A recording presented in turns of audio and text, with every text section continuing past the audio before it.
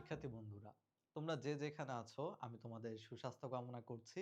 প্রিজমের project HSC ২০২৬ ব্যাচের marketing second paper first চ্যাপ্টারের আজকে পার্ট 3 নিয়ে আমি তোমাদের সামনে আছি। এস এম গোলাম মেহরাব। এই অধ্যায়ের বাকি যে কিছু গুরুত্বপূর্ণ বিষয় ছিল এইগুলো নিয়ে আজকে আমরা আলোচনা করব।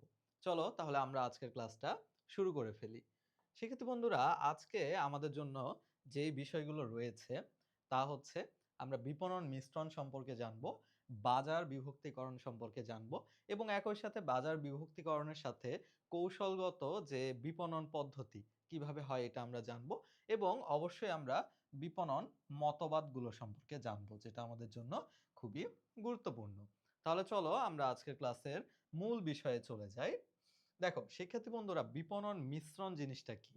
নিশ্চয়ই আমরা বুঝতেছি। দেখো, বিপণন এবং মিশ্রণ দুইটা শব্দ নিয়ে বিপণন মিশ্রণ এই দুইটি শব্দ তৈরি হয়েছে। তো বিপণন বলতে তো আমরা ইতোমধ্যে জানি বিপণন কি জিনিস।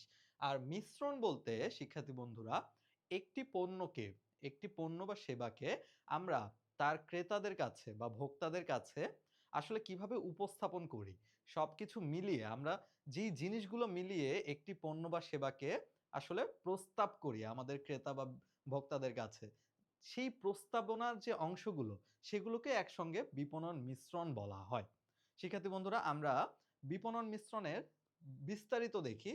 এটিকে মার্কেটিং 4P বলা হয়, কারণ বিপণন মিশ্রণের যে হাতিয়ারগুলো রয়েছে, অর্থাৎ বিপণন মিশ্রণ করতে গেলে যেই জিনিসগুলোকে আমরা একসঙ্গে মিক্স করে থাকি, কম্বাইন করে থাকি, সেগুলোকেই বিপণনের হাতিয়ার বলা হয়। আর এই হাতিয়ারগুলো কি কি দেখো? প্রোডাক্ট, প্রাইস, প্লেস, প্রমোশন, সবগুলোতেই কিন্তু পি দিয়ে শুরু হয়েছে। এই জন্য এটাকে মার্কেটিং 4P বলা হয়। তাহলে প্রোডাক্ট, প্রাইস, প্লেস, প্রমোশন এগুলো কিভাবে কাজ করে? এগুলো নিঃসন্দেহে দেখো, গতদিন আমরা একটা কনসেপ্ট পড়ছিলাম। কি বলতো? যে ভোক্তায় রাজা। ভোক্তায় রাজা, এই কনসেপ্টটা থেকে দেখো আমরা মিলাতে পারি যে এই যে আমরা দেখলাম প্রোডাক্ট, প্লেস, প্রাইস, প্রমোশন, এই সবগুলোর কেন্দ্রে থাকে কিন্তু ভোক্তা। অর্থাৎ ভোক্তার চাহিদা অনুসারে ভোক্তা যেভাবে পছন্দ করে পণ্যটি, সে যেভাবে পেতে চায়, তার সুবিধা অসুবিধা রুচির কথা চিন্তা করে কিন্তু এই যে বিপণনের হাতিয়ার সমূহ, এগুলোকে বিভিন্নভাবে মিক্স করা হয়, কম্বাইন করা হয়, করে দিন শেষে বা আলটিমেটলি কিন্তু একটি পণ্য বা সেবা গ্রাহক বা ক্রেতাদের কাছে বা ভোক্তাদের কাছে কিন্তু বিক্রয়ের জন্য কি করা হয়? উপস্থাপন করা হয়। সুতরাং শিক্ষার্থী বন্ধুরা, দেখো, প্রোডাক্ট, প্লেস, প্রাইস এবং প্রমোশন এগুলো কাকে কেন্দ্র করে হয়? ভোক্তাকে কেন্দ্র করে। আর এই যে এই উপাদানগুলো অর্থাৎ বিপণনের হাতিয়ারগুলো, এগুলোকে আমরা কতভাবে একসঙ্গে মিশ্রণ করে ভোক্তার জন্য বাজারে উপস্থাপন করতে পারি, এই প্রক্রিয়াটাই হচ্ছে বিপণন মিশ্রণ।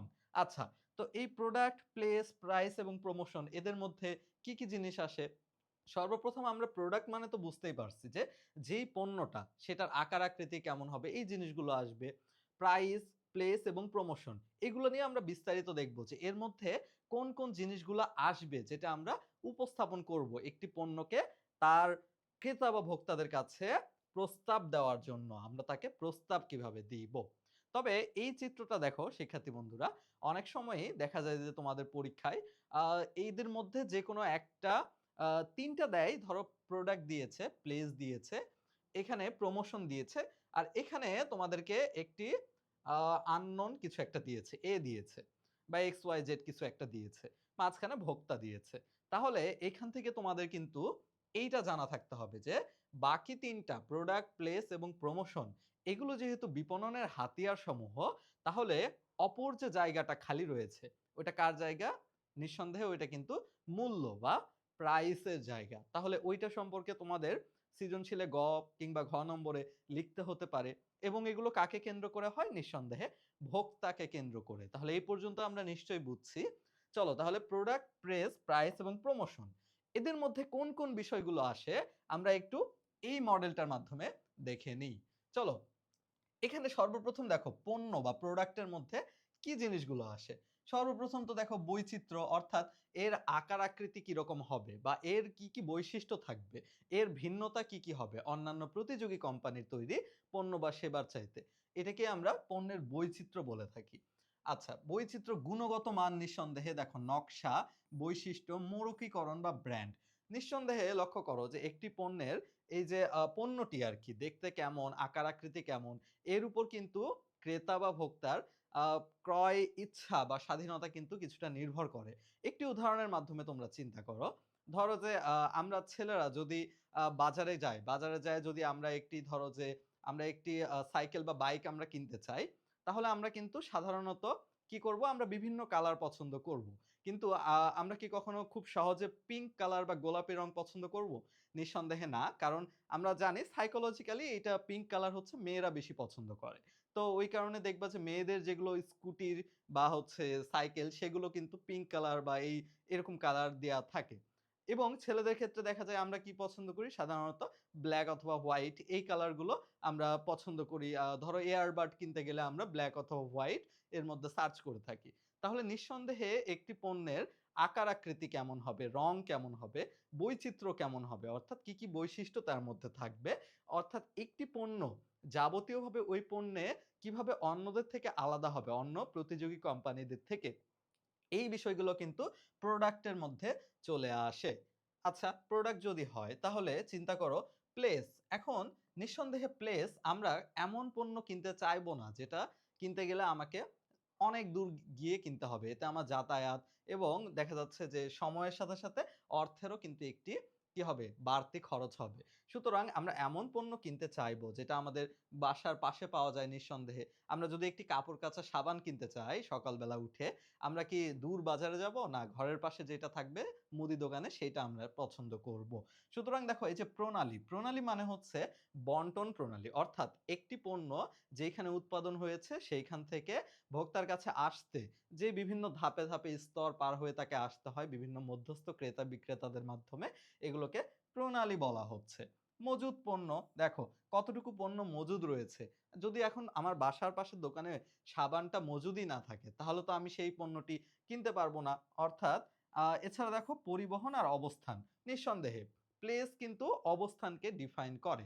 নিঃসন্দেহে দেখবা যে, যেই প্রোডাক্ট তার ক্রেতা যেখানে বেশি, সেই প্রোডাক্টের দোকানটা সেখানেই কি দেওয়া হয় বেশি। অর্থাৎ দেখবা যে ছেলেদের হোস্টেলের সামনে দেখবা যে হচ্ছে চুল কাটার দোকান দেওয়া থাকে, নাপিতের দোকান থাকে। মেয়েদের পার্লারের মেয়েদের হোস্টেলের সামনে কি থাকে? পার্লার দেওয়া থাকে। সুতরাং এই যে অবস্থান, পরিবহন, প্রণালী, মজুত পণ্য এগুলো কি প্লেসের আন্ডারে আসবে। মূল্য, মূল্য কিন্তু মানুষের মধ্যে ব্যাপকভাবে কি করতে পারে? বিপণন মিশ্রণে প্রভাব ফেলতে পারে। মানুষের ক্রয় সিদ্ধান্তে কিন্তু প্রভাব ফেলতে পারে।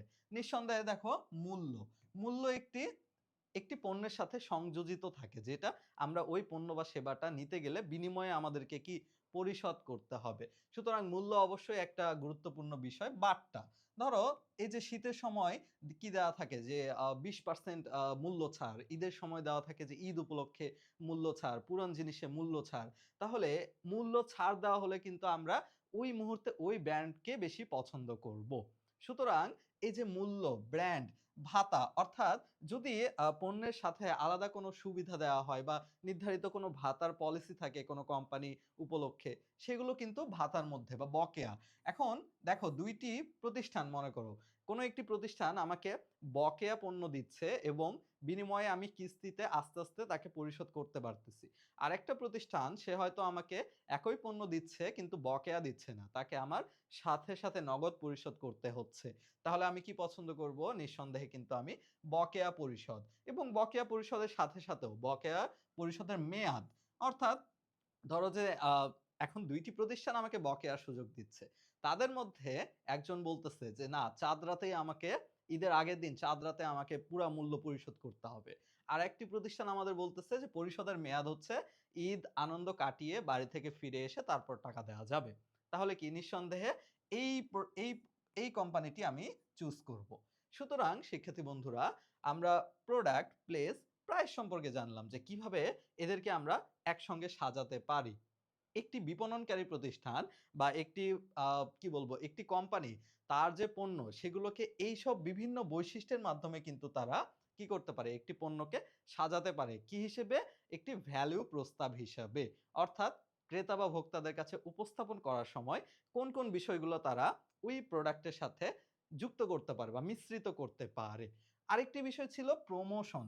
শিক্ষার্থী বন্ধুরা দেখো, বিজ্ঞাপন, ব্যক্তিক বিক্রয়, বিক্রয় প্রসার এগুলোর মাধ্যমে কি করা হয়? বিজ্ঞাপন সেবা দেওয়া হয়। অর্থাৎ পণ্য সম্পর্কে মানুষজনকে জানানো হয়। এখন পণ্যভেদে তো বিভিন্ন আ বিজ্ঞাপন পদ্ধতিগুলোর পার্থক্য রয়েছে।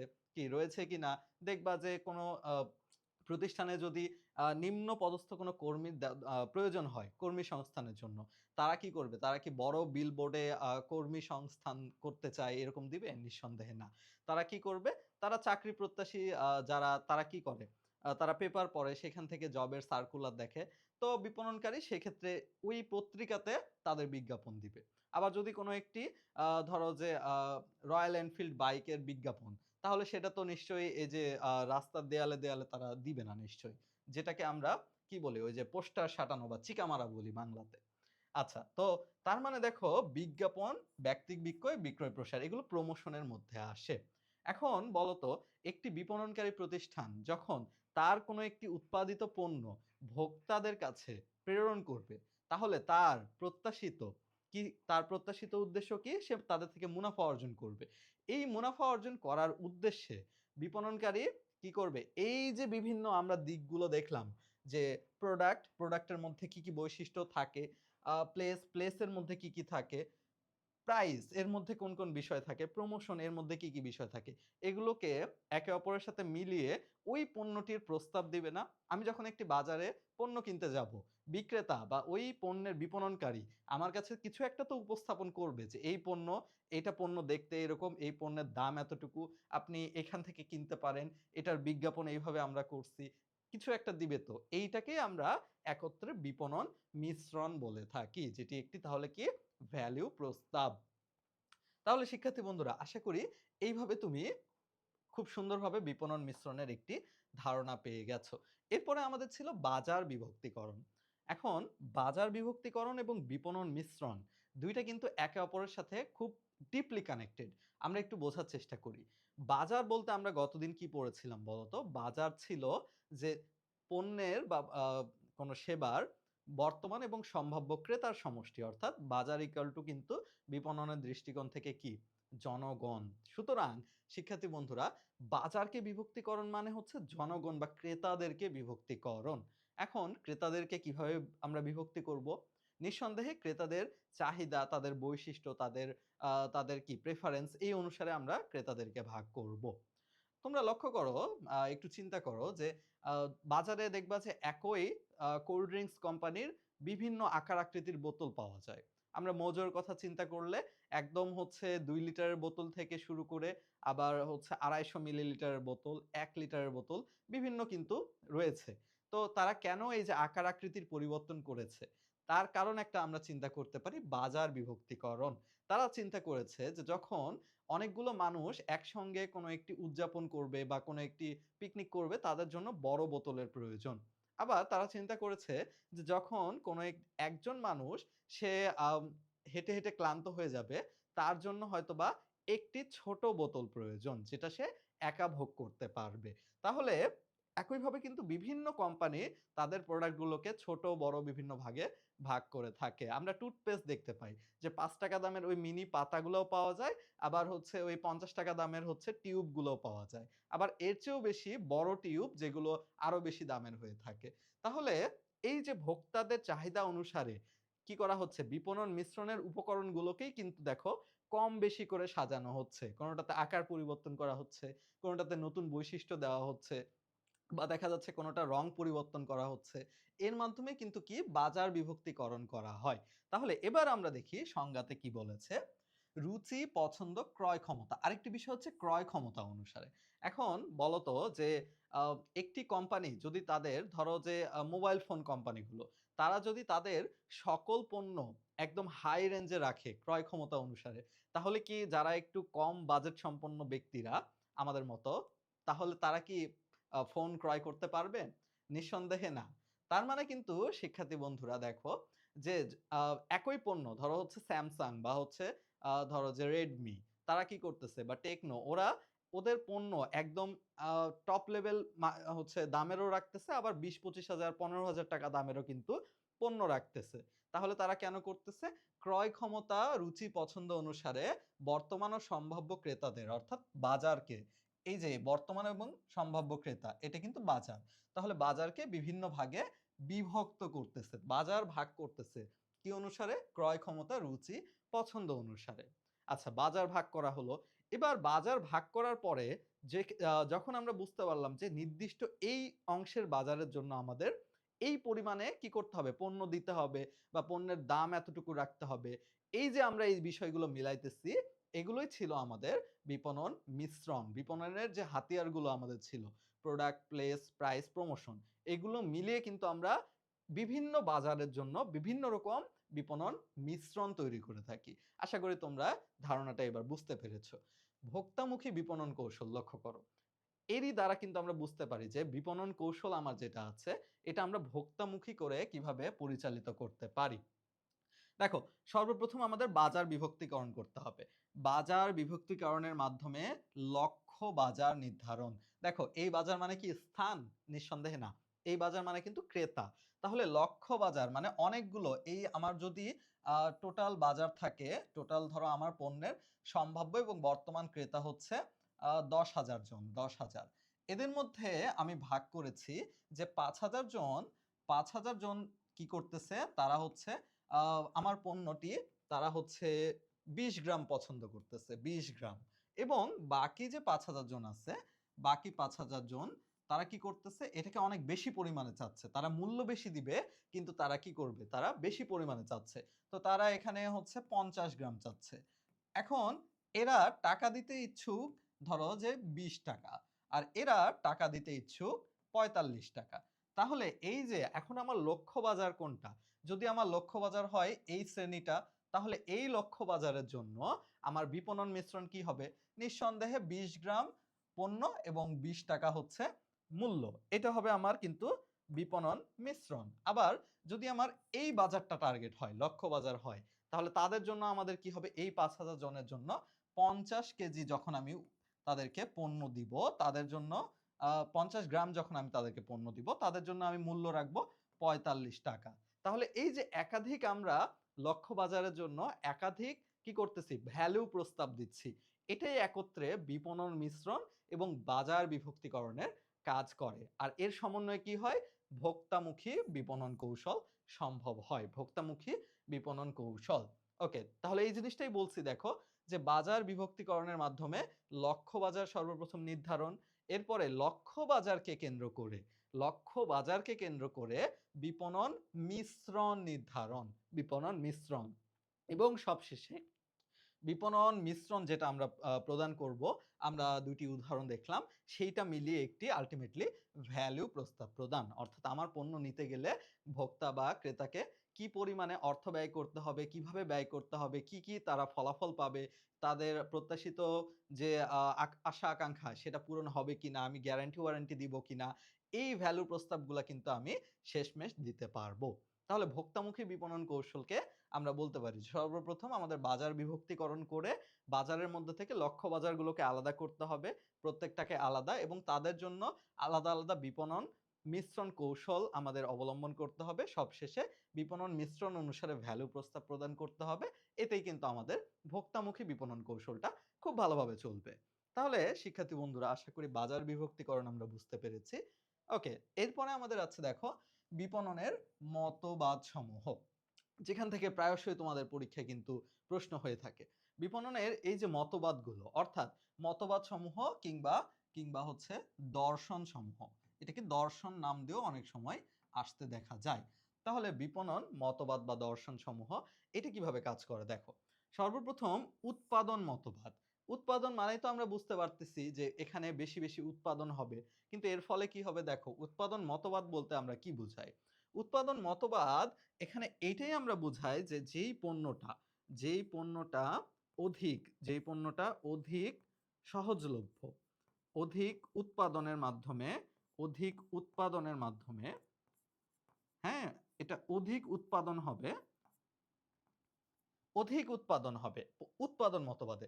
পণ্য মতবাদের ক্ষেত্রে দেখো, এখানে কি হবে? পণ্য মতবাদের ক্ষেত্রে অধিক, এখানে অধিক কি হবে বলতো? পণ্য মতবাদের ক্ষেত্রে অধিক বৈশিষ্ট্য থাকবে, অধিক ফিচার্স বৈশিষ্ট্য থাকবে।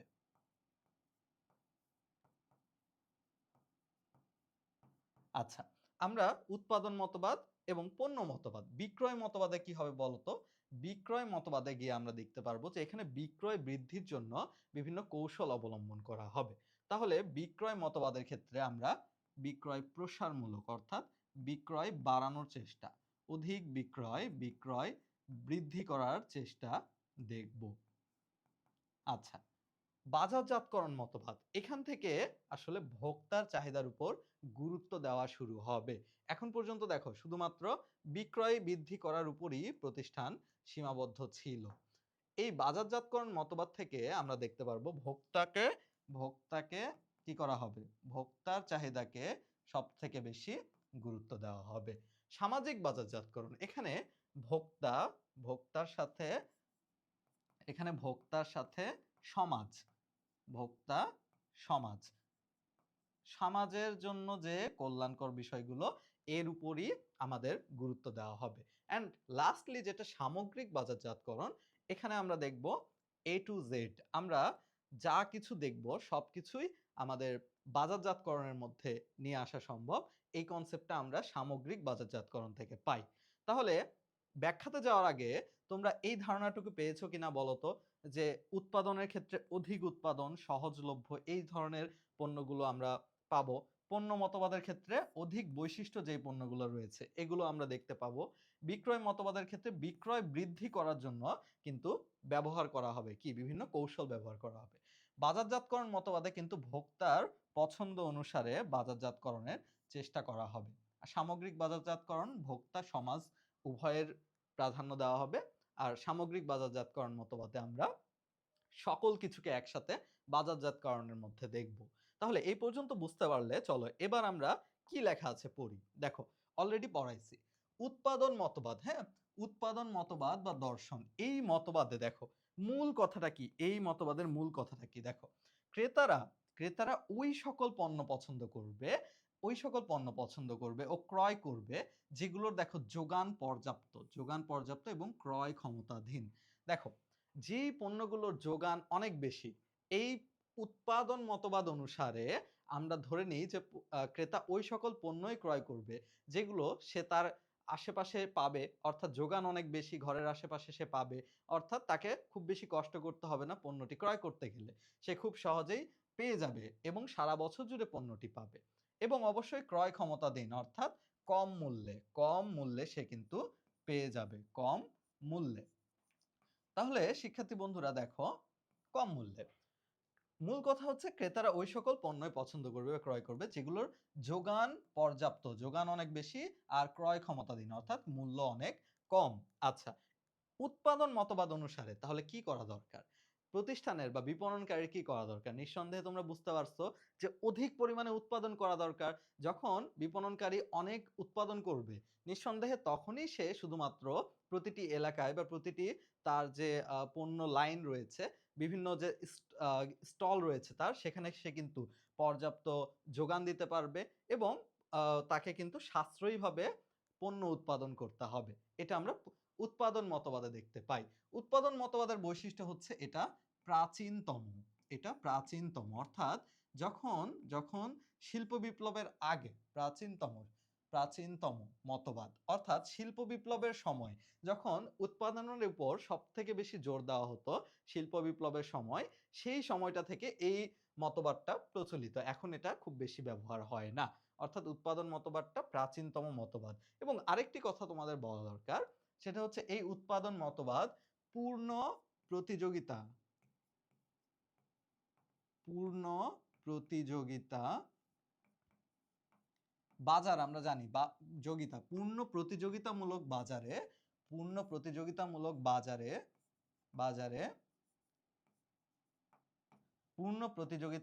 বাজারে কিন্তু এই পদ্ধতিটা চলে না।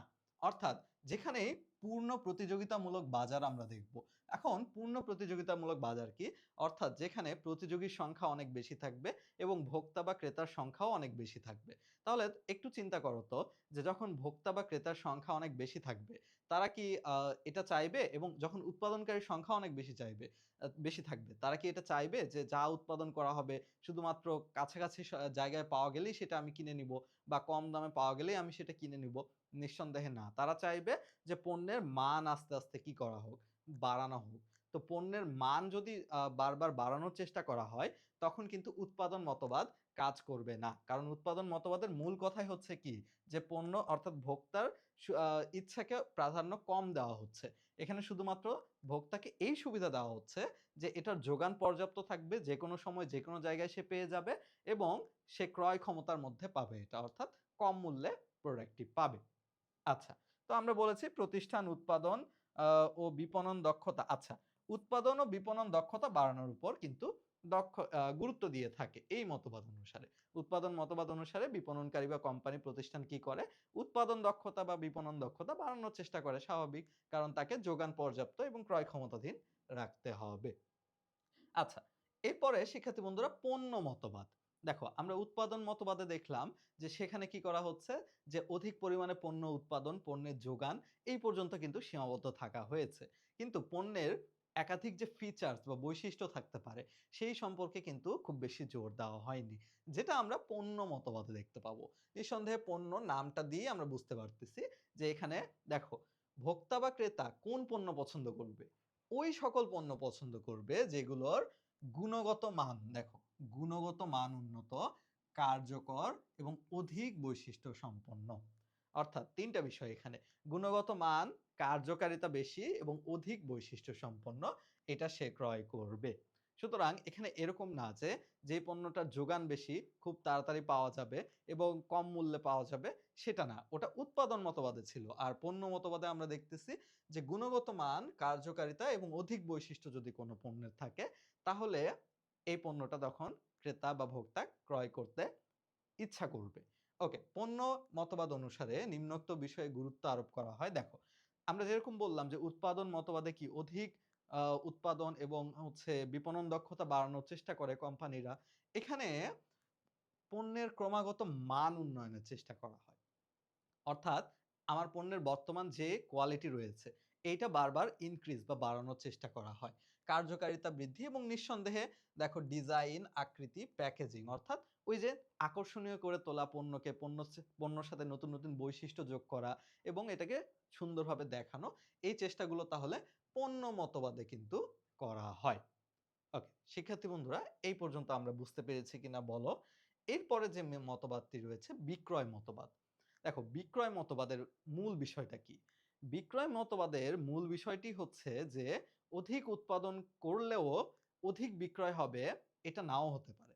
ক্রেতারা কি করবে? তখনই পণ্যটি ক্রয় করবে যখন অধিক পরিমাণে বিক্রয় কার্যক্রম চালানো হবে। অর্থাৎ অধিক পরিমাণে বিজ্ঞাপন বা বিভিন্ন বিক্রয় কৌশল চালানো হবে তখন বিক্রয় মতবাদটা কাজ করবে।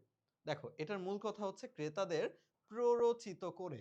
কিভাবে প্ররোচিত করবে? বিভিন্ন বিক্রয় কৌশলের মাধ্যমে। তাহলে ক্রেতাদের প্ররোচিত করে অধিক বিক্রয়ের মাধ্যমে দেখো অধিক বিক্রয়ের মাধ্যমে মুনাফা অর্জন। অধিক বিক্রয়ের মাধ্যমে মুনাফা অর্জন সেটা প্ররোচিত করেও কিন্তু হতে পারে। বিভিন্ন বিক্রয় কৌশল ব্যবহার করে। ক্রেতাদের পণ্য কিনতে দেখো এই কথাটা বলছে যে, ক্রেতাদের পণ্য কিনতে যদি আগ্রহী করে না তোলা হয়, তাহলে কি তারা সহজে পণ্য কিনবে না। এটা বিক্রয় মতবাদ অনুসারে। বিক্রয় মতবাদ এইটাই বলে যে, ক্রেতাদেরকে পণ্য কিনতে আগ্রহী করে তুলতে হবে। তার জন্য কি অধিক পরিমাণে কি করতে হবে? বিজ্ঞাপন দিতে হবে, ব্যক্তিক বিক্রয় করতে হবে। বা আরো যে কৌশলগুলো রয়েছে বিক্রয়ে তাহলে এই মতবাদ অনুসারে গুরুত্ব কিসে দিতে হবে? দেখো বিক্রয়ের কৌশল অবলম্বন এইটাতে গুরুত্ব দিতে হবে। আচ্ছা এই মতবাদ অনুসারে দেখো অযাচিত পণ্য বিক্রয়ের চেষ্টা করা হয়। এটা একটা ভালো এমসিকিউ। অযাচিত মানে কি? যেই পণ্যটা মানুষ নিজে থেকে ক্রয় করতে চায় না, তাদেরকে উদ্বুদ্ধ করে ক্রয় করাতে হয়। যেমন কি বলতো? এই যে বীমা কোম্পানির বিভিন্ন পলিসি গুলো। আমরা তো সাধারণত রিস্ক আনসার্টেইন বলে আমরা এটা নিতে চাই না। কিন্তু বীমা কোম্পানিরা তাদের বিভিন্ন আ কৌশলের মাধ্যমে, কথা বলার মাধ্যমে, ব্যক্তিক বিক্রয়ের মাধ্যমে তারা কিন্তু এই অযাচিত পণ্যগুলো, বীমা পলিসিগুলো আমাদের কাছে বিক্রয় করার চেষ্টা করে। এটা কোন মতবাদ অনুসারে? তাহলে বিক্রয় মতবাদ অনুসারে। অবাধ বাণিজ্য অর্থাৎ একদম প্রচুর বিক্রয় হবে, প্রচুর বাণিজ্য হবে, এটা সাপোর্ট করে কে? বিক্রয় মতবাদ। তাহলে বিক্রয় মতবাদের মূল কথাটা কি আমরা বুঝতে পারছি? যে ক্রেতা বা ভোক্তাদেরকে প্ররোচিত করে বিভিন্ন কৌশলের মাধ্যমে অধিক বিক্রয় এবং অধিক মুনাফা অর্জন। এটা বিক্রয় মতবাদের মূল কথা। আচ্ছা, এরপরে দেখো শিক্ষার্থী বন্ধুরা, বাজারজাতকরণ মতবাদ, যেটাকে বিপণন মতবাদও বলা হয়। তো বাজারজাতকরণ মতবাদ বা বিপণন মতবাদের মূল কথাটা কি? দেখো, এই পর্যন্ত আমরা যে মতবাদগুলো দেখলাম শিক্ষার্থী বন্ধুরা, সেইখানে কিন্তু এরকম কিন্তু ভোক্তাদের যে পছন্দ সেই অনুসারে পণ্যকে উন্নত করা হবে বা প্রতিযোগীদের তুলনায় তাদের কাছে আরো ভালোভাবে উপস্থাপন করা হবে, এই ধরনের কোনো কিন্তু কি গুরুত্ব ছিল না। তবে বিপণন বা বাজারজাতকরণ মতবাদে দেখো কি করা হবে। এটার মূল কথা হচ্ছে, দেখো, ভোক্তাদের প্রয়োজন ও অভাব খুঁজে বের করা। দেখো, ভোক্তাদের প্রয়োজনটা কি, তাদের অভাব কি, এটা খুঁজে বের করা হবে এবং প্রতিযোগীদের তুলনায় অন্যান্য যে কোম্পানিরা ওই একই ধরনের পণ্য তৈরি করতেছে তাদের তুলনায় তা ভালোভাবে পূরণ করা হবে। অর্থাৎ একটি দীর্ঘমেয়াদী ক্রেতা সম্পর্ক তৈরি করার জন্যই কিন্তু তাদেরকে উত্তম রূপে ভ্যালু প্রদান করা হবে। তাহলে ভোক্তাদের প্রয়োজন এবং অভাব খুঁজে বের করা হবে। ভোক্তারা যেইভাবে পণ্যটি চাচ্ছে সেইভাবে পণ্যটি তাদের কাছে কিভাবে প্রতিযোগীদের তুলনায় ভালোভাবে দেয়া যায়, এটা নিশ্চিত করা যায় কিন্তু বাজারজাতকরণ মতবাদ থেকে। বাজারজাতকরণ মতবাদের মূল কথাই হচ্ছে তাহলে কি, যে ভোক্তাদের রুচি, পছন্দ, চাহিদা চিহ্নিত করে সেই অনুসারে পরিকল্পনা, উন্নয়ন ও প্রসারমূলক কার্যক্রম, এখানেও কিন্তু প্রসারমূলক কার্যক্রম করা হবে। মানে এখানেও বিক্রয় মতবাদের ধারাটা আছে বা উৎপাদন মতবাদের ধারা আছে, কিন্তু নতুন করে কি এড হয়েছে, যে ভোক্তাদের প্রয়োজনের উপর অধিক গুরুত্ব আরোপ করা হবে। আর এই কারণেই দেখো যে ভোক্তায় রাজা, এই ধারণাটা উদ্ভব হয় বা এই ধারণাটা সাপোর্ট করে কোন মতবাদ বলতো? নিঃসন্দেহে বাজারজাতকরণ মতবাদ। তাহলে বাজারজাতকরণ মতবাদের মাধ্যমেই কিন্তু আমরা বলতে পারি যে ভোক্তাই রাজা, কনজিউমার ইজ দ্য কিং, আমরা গতদিন পড়েছিলাম। তাহলে আরেকটি বলা হয়েছে কার্যক্রম আচ্ছা, বিপণন মিশ্রণের মাধ্যমে ক্রেতাদের সন্তুষ্টি বিধান। একই কথা, যে আমরা বিপণন মিশ্রণ যে কিছুক্ষণ আগে আমরা পড়লাম, সেটা আমরা কিভাবে করতাম? এই ভোক্তার যে রুচি, পছন্দ, ক্রয় ক্ষমতা সেটা অনুসারে ওইটাই বলা হয়েছে যে বাজারজাতকরণ মতবাদের মূল কথা হচ্ছে যে ভোক্তার সন্তুষ্টি বিধান। তাহলে বাজারজাতকরণের মূল কথা কি? ভোক্তার সন্তুষ্টি বিধান, তাদের প্রয়োজন অভাব খুঁজে বের করা, তাদের ক্রয় ক্ষমতা ইচ্ছা অনুযায়ী পণ্য প্রস্তুত করা এবং প্রতিযোগীর তুলনায় ভালোভাবে উপস্থাপন করা। সামাজিক বাজারজাতকরণ। শিক্ষার্থী বন্ধুরা, শুধু আমরা এইটা মনে রাখবো যে আমরা এর আগে যে আমরা বিপণন মতবাদটি দেখলাম, বিপণন মতবাদ, বিপণন মতবাদ, এর সাথে যদি আমরা সমাজের কল্যাণ সাধন, সমাজটাকে জড়িত করে দেই, তাহলে কি হবে জানো? তাহলেই সামাজিক বাজারজাতকরণ হয়ে যাবে। কারণ বিপণন বা বাজারজাতকরণ এই পর্যন্ত তো একটাই কথা, আর সামনে দেখো কি যোগ হয়েছে, সামাজিক।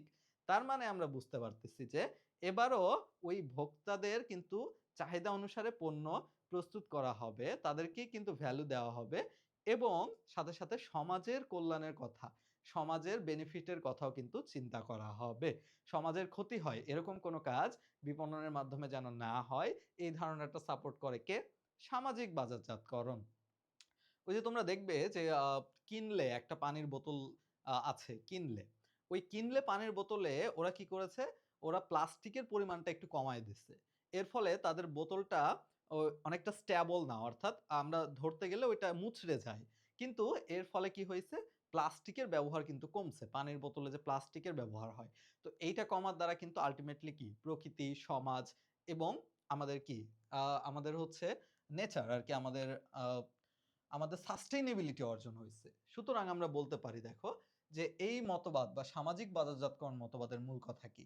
ভোক্তাদের প্রয়োজন ও অভাব খুঁজে বের করে প্রতিযোগীদের তুলনায় তা ভালোভাবে পূরণ করার মাধ্যমে পার্থক্য কোথায় দেখো? ভোক্তা ও সমাজ, এই দুইটাকে, ভোক্তা সমাজকে উপকৃত করা। আসলে মূল বিষয় হচ্ছে এখানে ভোক্তা এবং সমাজ, এদের তো উপকার হবেই। পাশাপাশি কোম্পানি নিজেরও কি করবে? মুনাফা অর্জন করবে। সুতরাং দেখো সামাজিক বাজারজাতকরণ মতবাদ অনুসারে কি করা হচ্ছে?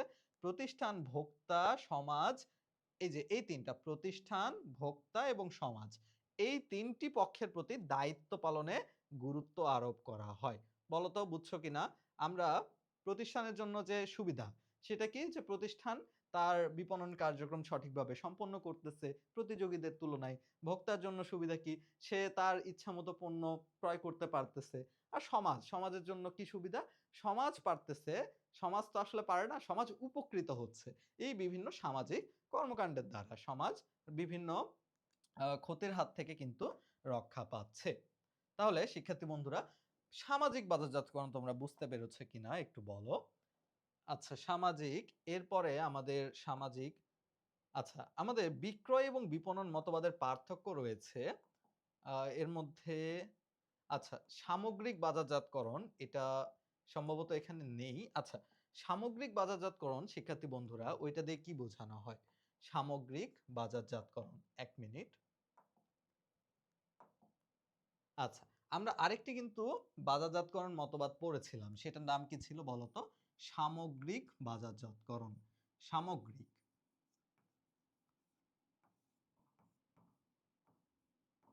সামগ্রিক বাজারজাতকরণ। আচ্ছা, বাজারজাতকরণ কোথায় থেকে শুরু হয় এবং কোথায় শেষ হয় বলতো? নিঃসন্দেহে নিঃসন্দেহে শিক্ষার্থী বন্ধুরা এই যে দেখো সামগ্রিক বাজারজাতকরণ এইটার ধারণাটা ওই যে আমি বলেছিলাম A to Z অর্থাৎ একটি বিপণন প্রক্রিয়া এটা কিন্তু শুরু হয় কোথায় থেকে একদম ভোক্তাদের চাহিদা অর্থাৎ তাদের কি প্রয়োজন রয়েছে সেটা অনুধাবন থেকে শুরু করে তারপর সেটাকে প্রতিযোগীদের তুলনায় সঠিকভাবে বা ভালোভাবে পূরণ করার মাধ্যমে এইটা কিন্তু শেষ হয় টোটাল বাজারজাতকরণ বা বিপণন প্রক্রিয়াটা। তো এই পুরো প্রক্রিয়ার সাথে জড়িত যে পক্ষগুলো রয়েছে একদম সরবরাহকারী থেকে শুরু করে এরপরে মধ্যস্থ ক্রেতা, উৎপাদক কিংবা দেখা যাচ্ছে সর্বশেষ যিনি বিক্রেতা এবং ভোক্তা তারা সবাইকে মিলে যেই সামগ্রিক পরিবেশটা তৈরি হয় এটাকে একদম একদম হচ্ছে সঠিকভাবে মেইনটেইন করা, সুসম্পর্ক বজায় রেখে সমন্বিত যে একটি বাজারজাতকরণ ধারণা, এটাকেই বলা হয় সামগ্রিক বাজারজাতকরণ। অর্থাৎ মূল বিষয়টা এরকম যে এখানেও আসলে সমাজ, ভোক্তা, প্রতিষ্ঠান ৩ টারই ভালো মন্দ বিবেচনা করা হবে। এদের এদের লক্ষ্যকে পূরণ করার উদ্দেশ্যেই এই বাজারজাতকরণটা পরিচালিত হবে। কিন্তু এখানে আরেকটা বিষয় গুরুত্বপূর্ণ সেটা হচ্ছে যে অভ্যন্তরীণ যে সম্পর্কগুলো রয়েছে বিভিন্ন স্তরে যে বিন্যাসগুলো রয়েছে অর্থাৎ একদম এই যে ১ম পক্ষ থেকে শুরু করে শেষ পক্ষ পর্যন্ত মাঝে যত রয়েছে তাদের সবার কিন্তু এই সম্পর্ক বিধান একটি সম্পর্কের উন্নয়ন তাদের মধ্যে কি সমন্বিত একটি পদ্ধতি এইটাই কিন্তু আসলে সামগ্রিক বাজারজাতকরণের মধ্যে আসবে। অর্থাৎ এখানে সমন্বিত বিজ্ঞাপন। এখানে আসলে সমন্বিত সম্পর্ক ভিত্তিক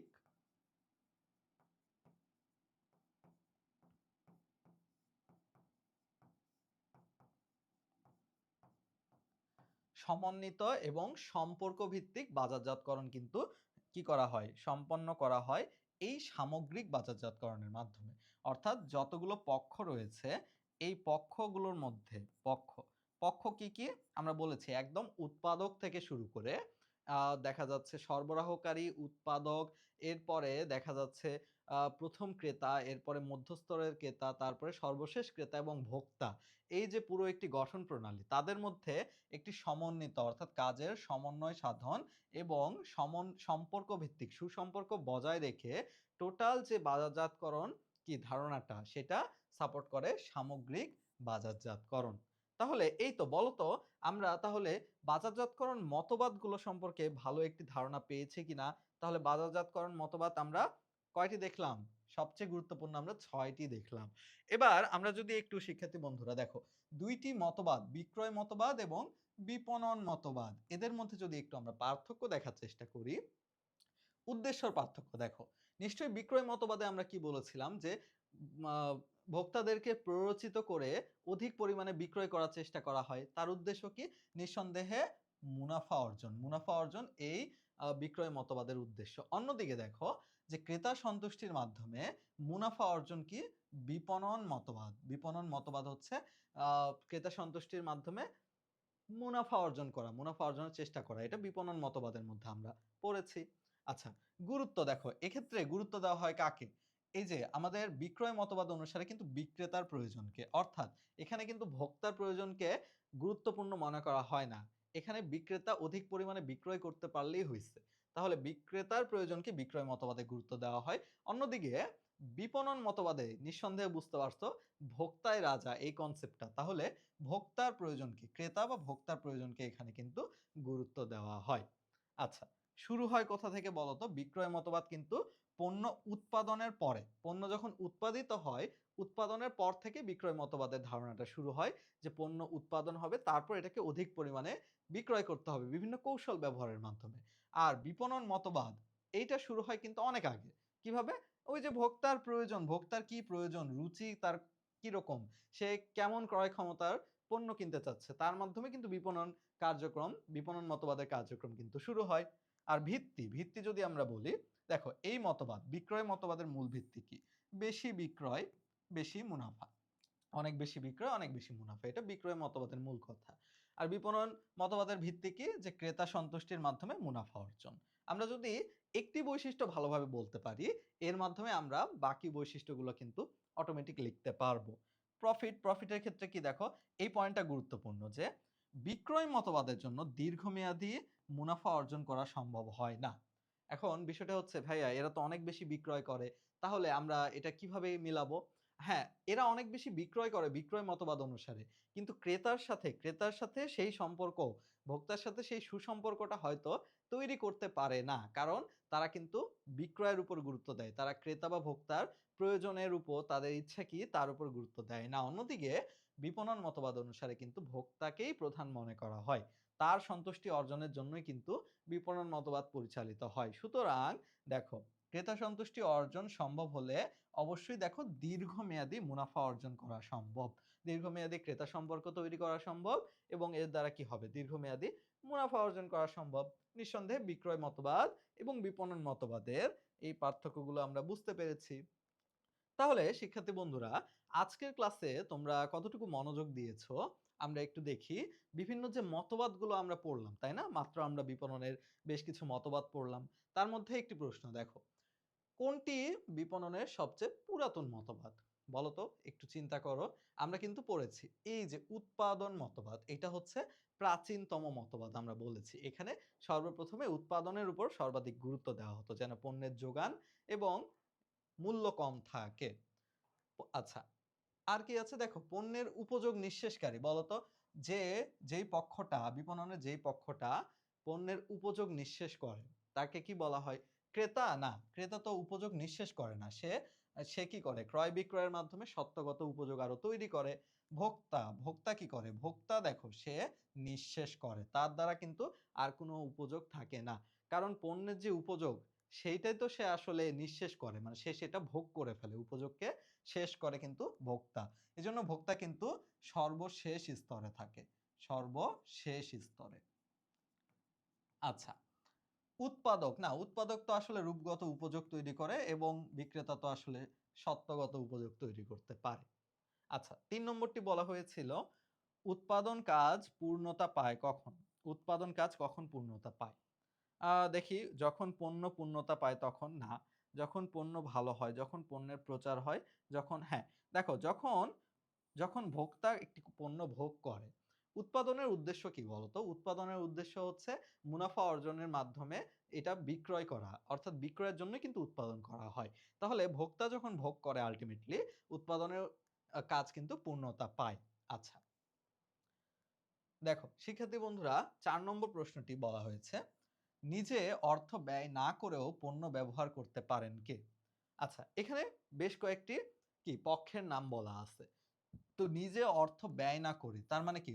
নিজে পণ্যটি না ক্রয় করে মানে ব্যবহার করতে পারে। এরকম কে আছে? নিঃসন্দেহে দেখো ভোক্তাই আছে, যিনি পণ্য ক্রয় নাও করতে পারেন। সে হয়তো পণ্যটি গিফট বা উপহার হিসেবে পেতে পারে বা অন্য কেউ ক্রয় করে এনে তাকে ভোগ করতে দিতে পারে। এর দ্বারা আমরা তাহলে কি সিদ্ধান্ত নিলাম? অর্থ ব্যয় না করেও পণ্য ব্যবহার করতে পারে ভোক্তা। আচ্ছা। এখানে আরেকটি দেখো বিপণন মতবাদ থেকে কিন্তু গুরুত্বপূর্ণ আ এমসিকিউ এবং সৃজনশীল প্রশ্ন এগুলো নিয়ে আমরা বিস্তারিত লাইভ ক্লাসে আমরা সলভ করব ধরে। আজকে আমরা মূলত এই ছোটখাটো বিষয়গুলো একটু এমসিকিউতে দেখতেছি। দেখো, বিপণন মতবাদ গুরুত্ব আরোপ করে কোনটিতে? বিপণন মতবাদ অনুসারে। বিপণন মতবাদ আমরা পড়ছি না বলো একটু আগে। তাহলে এই মতবাদ অনুসারে গুরুত্ব আরোপ করা হয় কোনটির উপরে? দেখো, ক্রেতার প্রয়োজনের উপরে, হতে পারে কোম্পানির বিদ্যমান পণ্যের উপরে। না, দেখো কোম্পানির বর্তমান পণ্যের উপর যে আ কি করে হচ্ছে গুরুত্ব আরোপ করে সেটাকে আমরা কি বলি? সেটাকে আমরা পণ্য মতবাদ বলি। পণ্য মতবাদ, পণ্যের বৈশিষ্ট্যগুলো পরিবর্তন। মানব কল্যাণের উপর, মানব কল্যাণ এটা হিন্টস দিচ্ছে দেখো। এটা সামাজিক বাজারজাতকরণকে নির্দেশ করে। সামাজিক। আচ্ছা। তাহলে আর কি আছে? বিক্রেতার উপর। এটা কিন্তু বিক্রয় মতবাদকে সমর্থন করে। তাহলে দেখো শিক্ষার্থী বন্ধুরা, বিপণন মতবাদ কিন্তু গুরুত্ব আরোপ করে কিসের উপর? ক্রেতার প্রয়োজনের উপর। ক্রেতার প্রয়োজনের উপর। আমরা বলেছি ক্রেতা বা ভোক্তা তার প্রয়োজনকে মাথায় রেখেই কিন্তু বিপণন মতবাদ অনুসারে কি করা হয়? বিপণন মতবাদ অনুসারে কি করা হয়? বিপণন কার্যক্রম পরিচালনা করা হয়। আচ্ছা, এটা আমরা করেছি। সামগ্রিক বাজারজাতকরণ, এটা কি তোমরা বুঝতে পেরেছিলা? আশা করি তোমরা বুঝতে পেরেছ। আ এছাড়া না, আমাদের আজকের টপিক শিক্ষার্থী বন্ধুরা এই পর্যন্তই। অর্থাৎ এই অধ্যায়ের প্রতিটি বিষয় আমরা খুব ভালোভাবে আলোচনা করেছি। দেখা হবে তোমাদের সাথে এরপরে কোনো একটি লাইভ ক্লাসে এই অধ্যায়ের, যার উপরে আমরা গুরুত্বপূর্ণ এমসিকিউ এবং দেখা যাচ্ছে সৃজনশীলের ক, খ এবং গ, ঘ নম্বর নিয়ে আলোচনা করব। তাহলে সেই পর্যন্ত তোমরা সুস্থ থাকো। আল্লাহ হাফেজ। ধন্যবাদ।